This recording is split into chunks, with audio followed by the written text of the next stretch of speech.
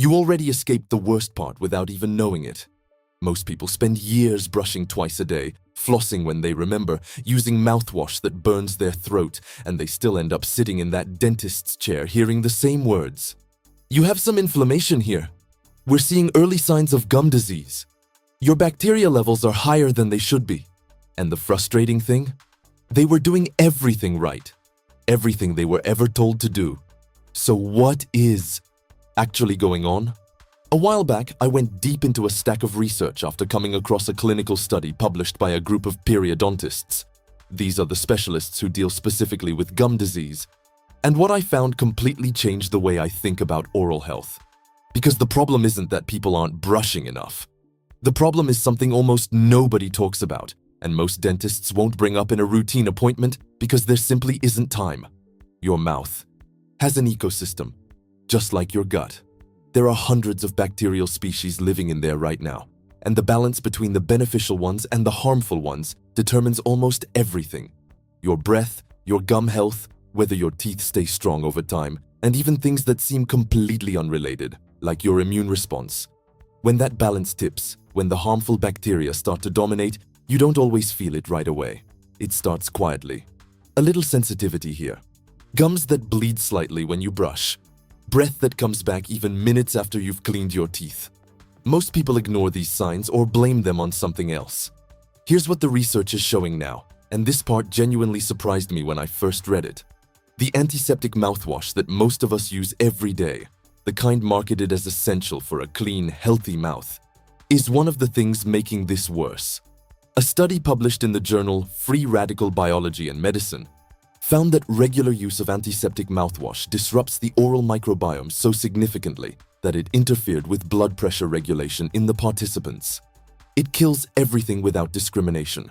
The harmful bacteria and the beneficial bacteria your mouth actually needs to protect itself. You think you're doing the healthy thing, and what you're actually doing is creating a void. And when you create a void in a bacterial ecosystem, the aggressive and harmful strains are always the first ones to come back and fill it. This is exactly what the most forward-thinking periodontists have been observing for years.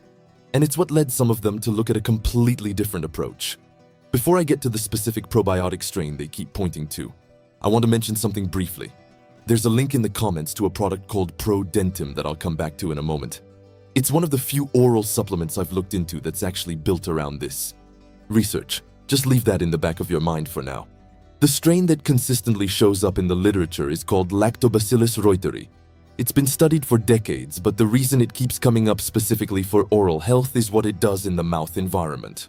L. reuteri produces natural antimicrobial compounds that work selectively against pathogenic bacteria, the ones responsible for gum disease, tooth decay, and chronic bad breath, while leaving the beneficial bacterial communities intact.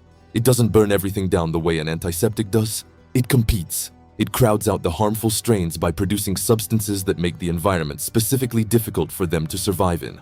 A randomized placebo-controlled clinical trial published in the Journal of Clinical Periodontology took patients with chronic periodontitis, that's active gum disease, and gave one group Lactobacillus Reuteri lozenges alongside their standard treatment, and the other group received the standard treatment alone.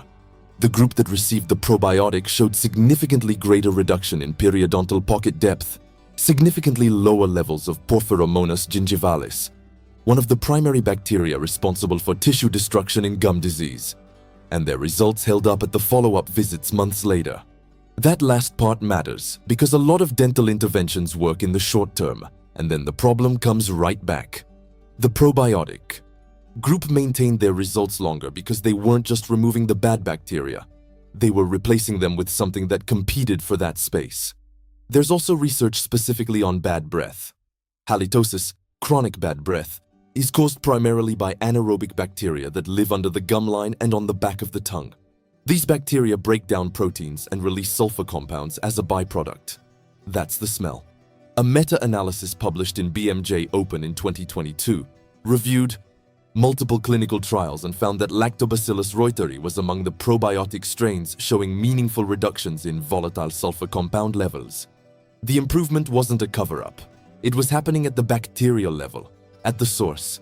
Now here's something most people miss when they first hear about oral probiotics.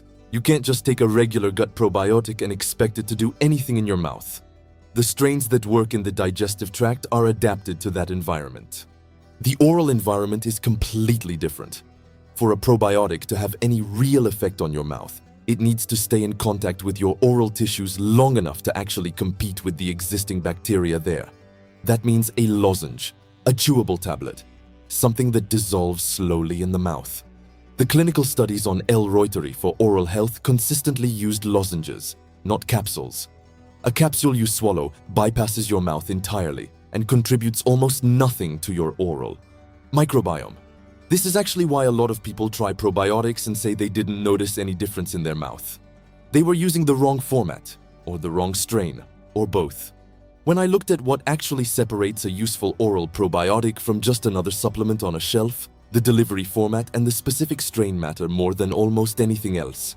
The link in the comments is for Prodentim. I mentioned it earlier, and I want to be straightforward with you. I'm not telling you it's the only option out there or that it's guaranteed to work the same for everyone. What I can tell you is that when I looked at the formulation, it checks the things that the research actually points to. It's designed to be chewed and dissolved in the mouth. It contains Lactobacillus Reuteri, alongside other strains that have research behind them for oral health. And from the reviews I read through, a lot of people are noticing real differences over time. Not overnight, but over several weeks, which is exactly the timeline the clinical studies suggest for microbial changes to take hold. If any of what I talked about today applies to you, recurring gum sensitivity, breath that keeps coming back no matter what you try, or you simply want to be more intentional about your oral health in a way that goes beyond brushing, it might be worth a look. The link is in the comments. What I want you to take away from this video, regardless of anything else, is that your mouth is not just teeth and gums. It is a living environment, and the way most of us were taught to care for it, scrub, rinse, kill everything, is starting to look much less like health and much more like a cycle that never fully resolves. The research is pointing somewhere different now, and for a lot of people, understanding that one shift changes everything